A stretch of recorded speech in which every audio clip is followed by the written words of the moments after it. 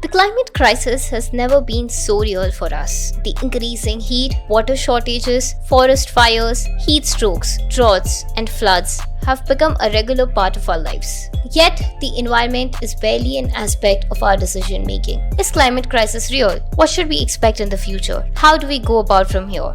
Joining me today is Bhargavi Rao, an independent researcher and environmental activist who will be talking to us on the issues of climate change and heat waves. She has about 30 years of experience across research, advocacy, campaign, and teaching, and has worked at the intersections of community action with law, policy, planning, and governance. Bhargavi sheds light on the challenges we face, the actions we can take, and the hope that lies in collective efforts to combat climate change. And firstly, thank you so much for talking to us about this and doing this interview.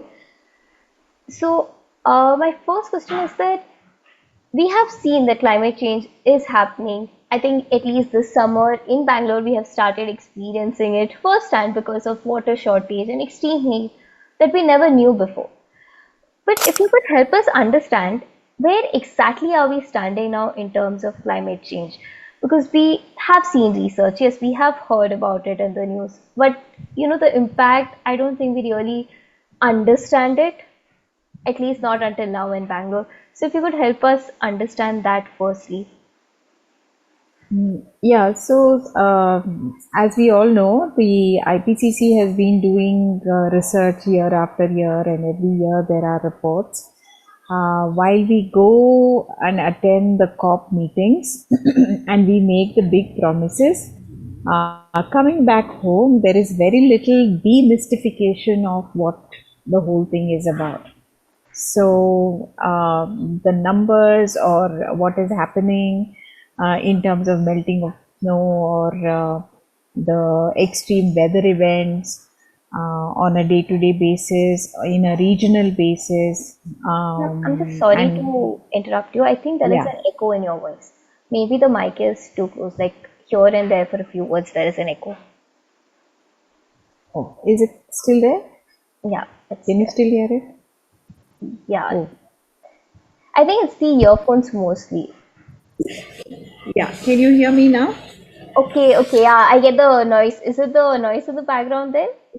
Okay, then Yeah. then please do use the earphone. That's the best thing.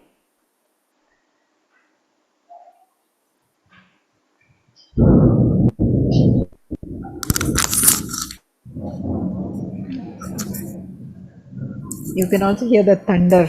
Yeah, it's happening. I'm not sure if it's from my end or if it's your end, but that's okay. Yeah, so there is no demystifying of all of that at the local level.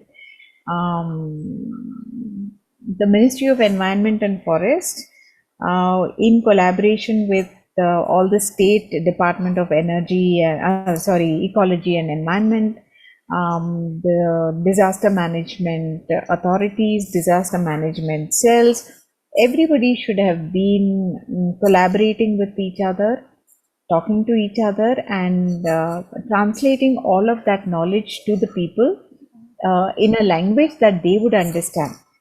Uh, that is not happening. It has not happened in the past.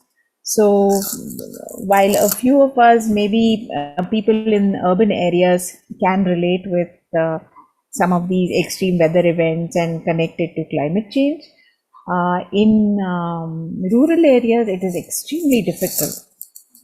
Because much of the news also is hardly in the vernacular languages, right? If you see some of the local language news, I don't know how much of all of this is even,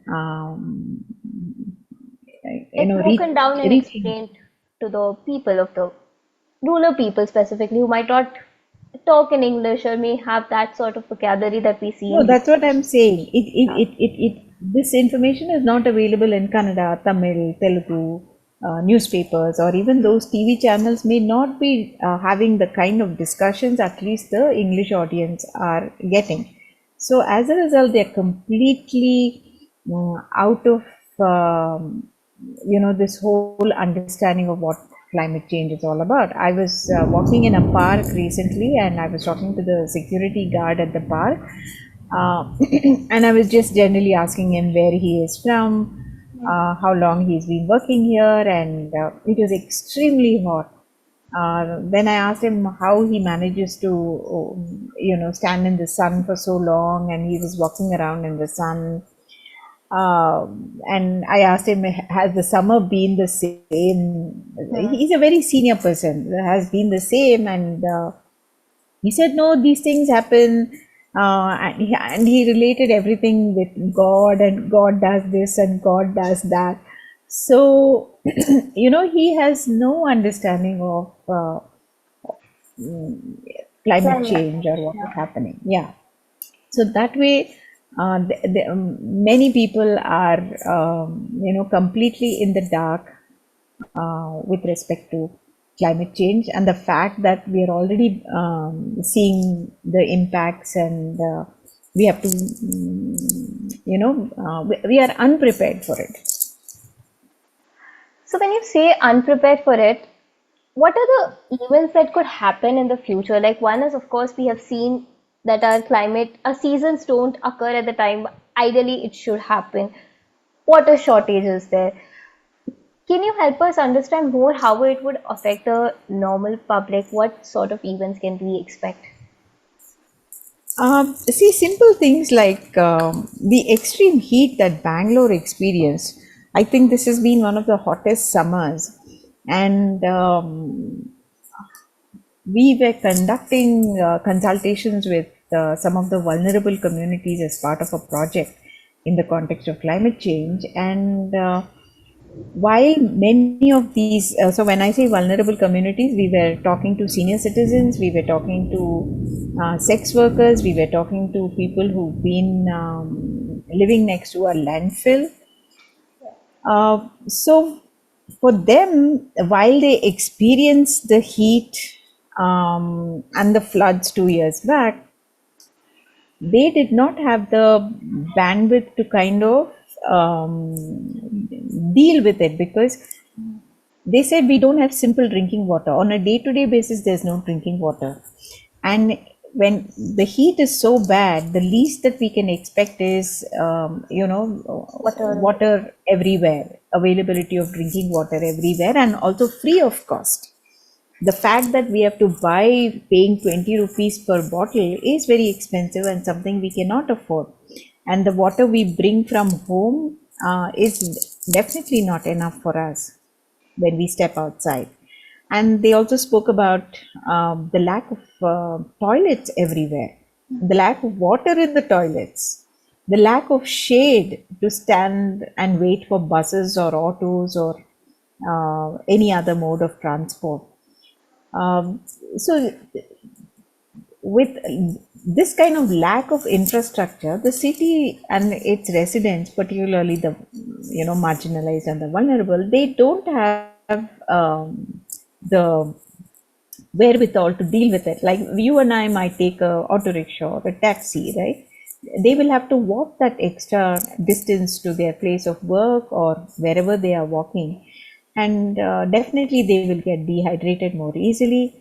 And given the nature of work that they do, especially Paura Karmikas or auto rickshaw drivers or street vendors, they are sitting in the sun all day, right? So dehydration, sitting in the heat wave, sunstrokes, all of this will definitely make their body weak, and they are more prone to falling sick.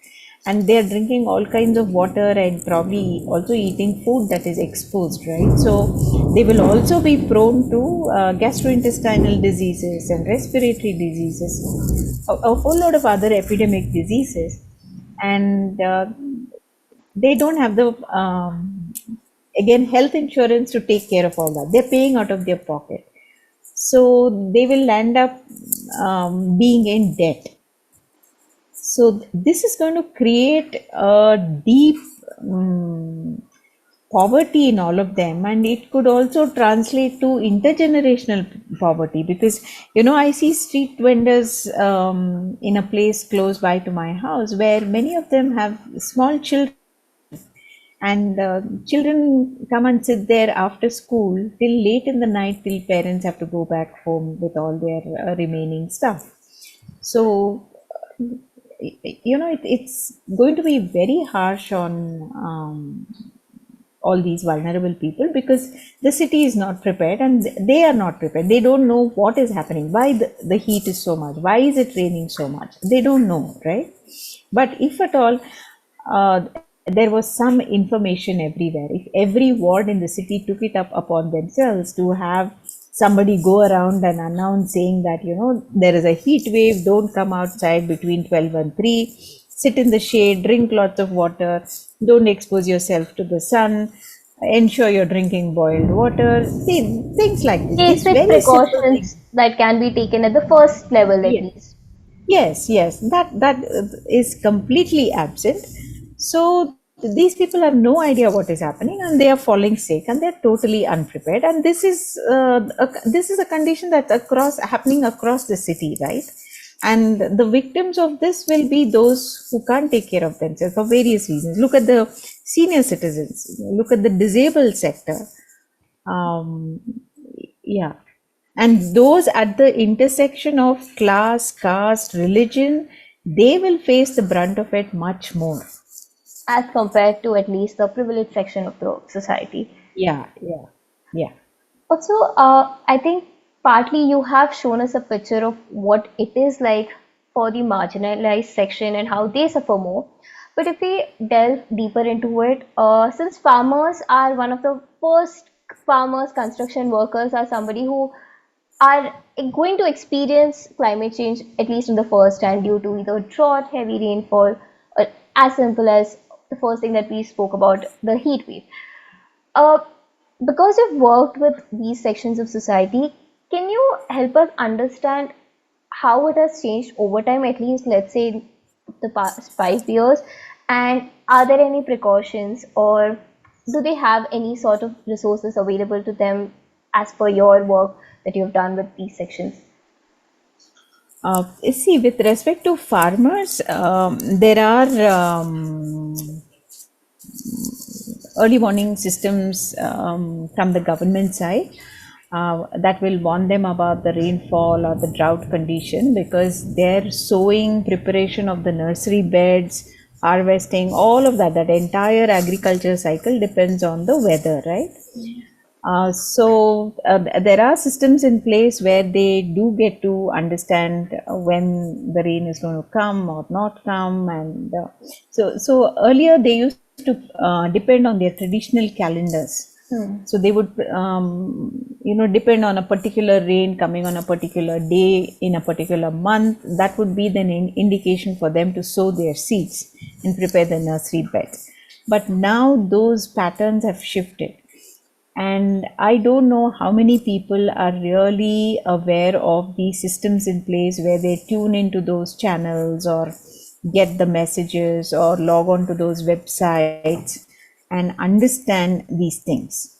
I am doubtful that a large section of our farmers are not equipped to do that. For various reasons, they are not equipped to do that.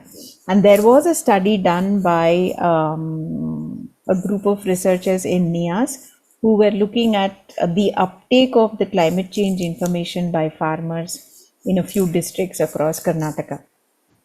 While a few farmers did, use that data to plan their agriculture, a large section of the farmers, I was told, didn't even know that such a system existed. Yeah, so on one hand, that is happening, and at the same time, with the farming community, it is not that they're just sowing the seeds and sitting inside the home. They're doing hundreds of things. They weave baskets, they go cut the grass, they go graze their animals. They're doing so many things. They're harvesting vegetables, right? So for them, it is very important to know again the same things, like these are the months that's going to be very hot and there is a heat wave and one needs to take care, and again same instructions of not being in the sun or working under a shade or carrying a lot of water or not getting dehydrated. That kind of information is largely missing for the farmers as well in general. Construction workers, I think they are the most exploited people. I don't think there is any kind of awareness among them, because most of the construction workers today, also fall under the category of they are literally trafficked out of many parts of India and brought to cities like Bangalore or Pune or Delhi for construction. They have no idea what's happening. They just have to bear the heat or the rain or the chilly winds or whatever, and just do their work, because all the construction activities are time bound, and they will not be told what is happening. They just have to bear with it all and do their work, and it's mostly like a 10 to 12 hour work many a time. So yeah, they are completely exploited, I would say. And it also affects their financial pay also, because I think at least in one report I read that uh, the workers who were making this mud, basically the main stone, because in the extreme heat their work capability goes down. Like they can't work as fast as they would either work in different seasons. Have you come across that as well? That financially also their pay seems to reduce, especially during summer months as compared to the other seasons. I'm sure there are studies which indicate this, their productivity based on the heat and the rain and other things. But in general, I think yes. So if they are informal workers by themselves, like street vendors or people who are making some weaving baskets and selling it themselves, I think it should. I mean, they will deal with the less money they can make one day or make it up on another day. But I think with construction workers who work for somebody else, for them it's about putting in 8 hours or 10 hours of work, whatever. And if they don't do that, I think their pay will be cut. That will definitely affect them, and so they will push themselves to perform as much as possible through the day with all the heat, and just because they don't want to lose out on their money. Yeah. Also, one of the recent studies had shown that by 2050, India might have crossed the survivability limit due to the extreme heat. Uh, what do you have to say about that study, firstly? What is your understanding? And are we prepared for that, at least in the phases that we are going right now? Yeah, so there are many studies. All studies have, been enough and more threatening for governments to take action. But somewhere, I think the governments have taken it far too easy, because in a country like ours, the economics of everything has become more important than environment or even life. So people will just push for economic progress, and all kinds of industries are being given clearances. We know that today, and very little is actually being done in the context of climate change. So, we all know that climate change is caused by carbon emissions. And a simple child will definitely say we should not be giving more permission for these kind of industries, and we should not be shutting down those industries which are not contributing anything, right? But if you see across the country, land is being taken away. In a country where land is very precious, and a variety of livelihoods happen on this land, once the land is taken away, all livelihoods which don't really contribute to carbon emissions are also going away, like weaving, a whole lot of handmade products. When I say weaving, it is not just basket weaving, it is weaving of the handmade clothes, handmade crafts, a variety of those things. They're all dependent on the land, because they do harvest grass or leaves or something from the land, and they make these crafts. So all of that is going away, and those were the livelihoods that sustain the rural people.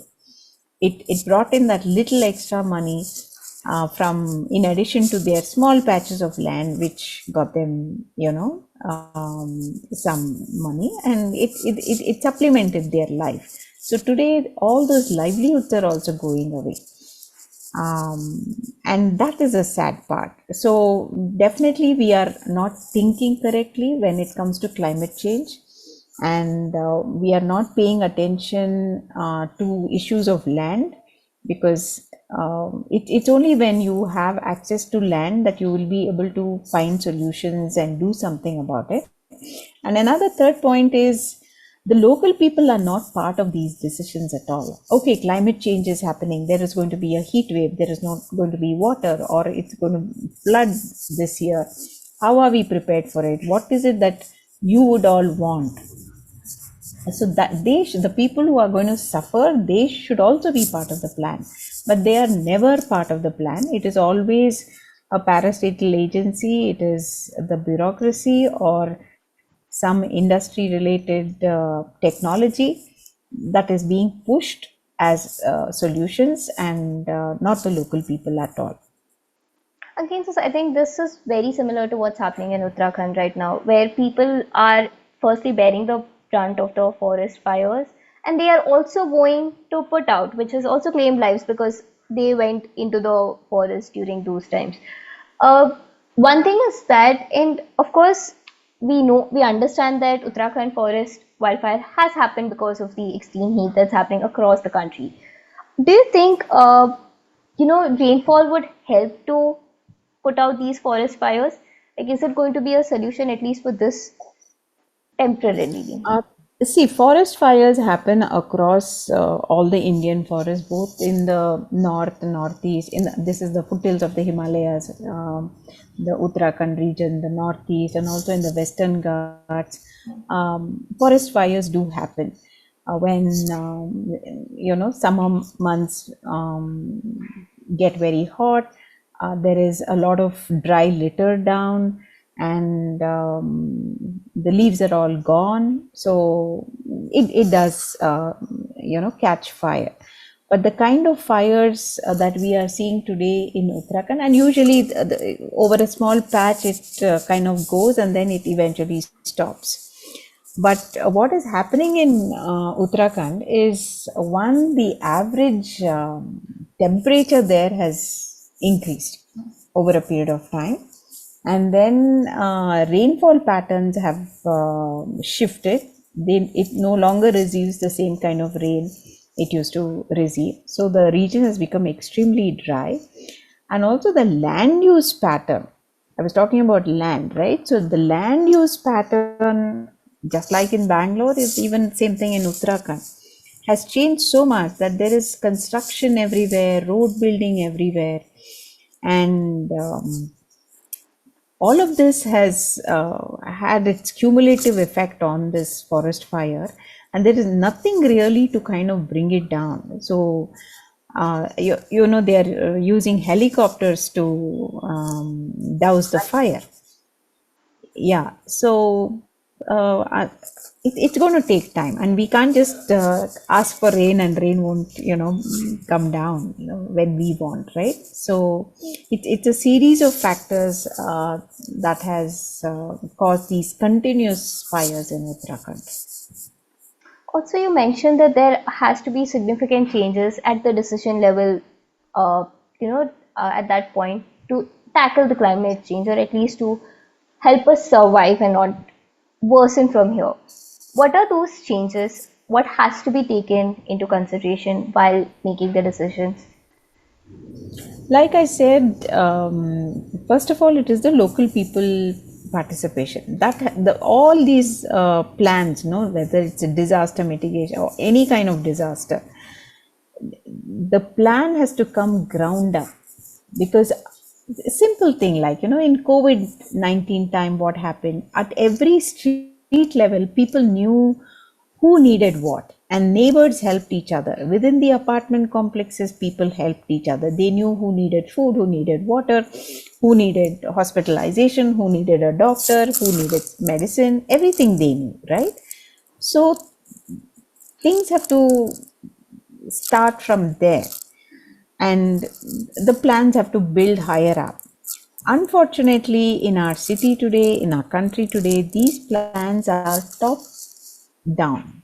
So the first people who will be consulted for a climate action plan is some industry. It will be some tech group. It will be some bureaucrat who has no idea what it is to sit in a flooded house, or who has no idea what it is to sit on the street and vend vegetables or whatever, right?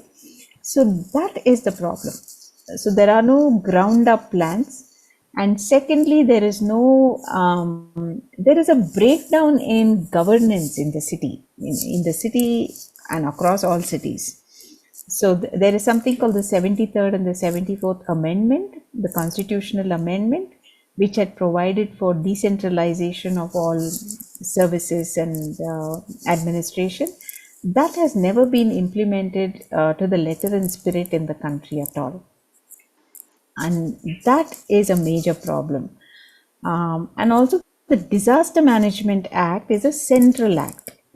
It is, that is another thing. Everything is controlled from the center. So if it's raining here, you will need approval from the center to create a channel to remove the flooded water, right?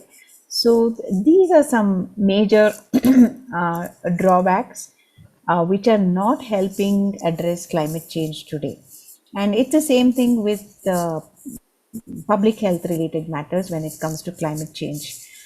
So at least in the summer months, at least in the rainy seasons, there has to be special attention in all the public health facilities. There has to be free medicines available for those who can't afford it. There has to be free supply of water, some basic food for those who can't afford it. So these kind of facilities are not there at all. And there is no coordination among the various agencies who are doing it. Everybody goes by their book, which is written, and nothing has changed in those rule books, which is all very draconian. So they will only follow a rule book and not think out of the box and do something. So all of this has made us absolutely unprepared.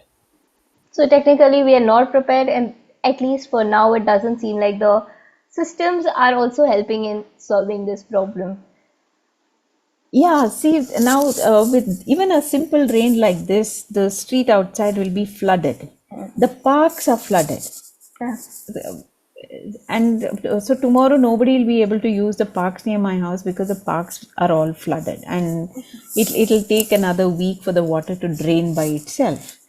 So it's absolute breakdown of systems of governance.